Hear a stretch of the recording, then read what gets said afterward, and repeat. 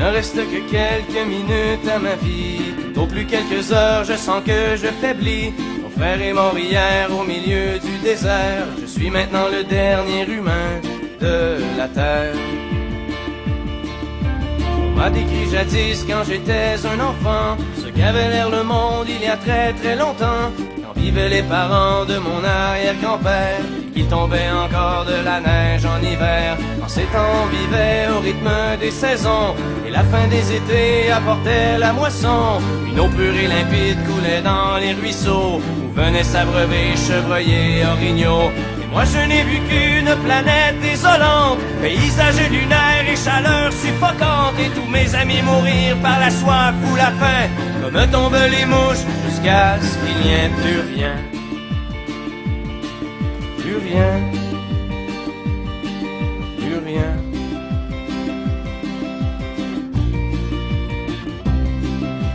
Il ne reste que quelques minutes à ma vie.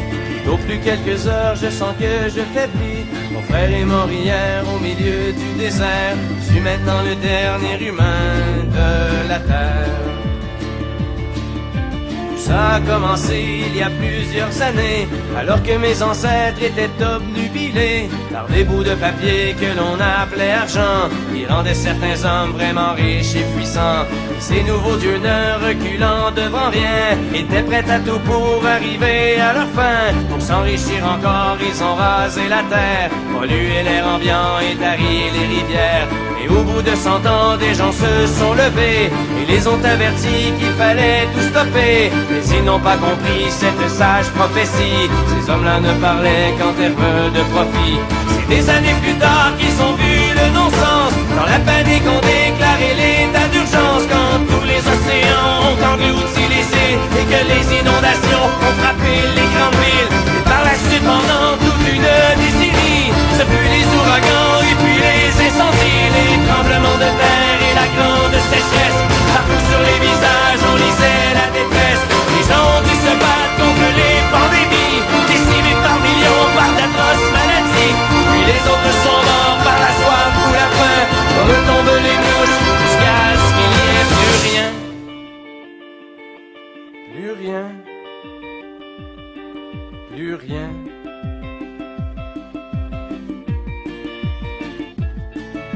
Mon frère est mort hier au milieu du désert. Je suis maintenant le dernier humain de la terre.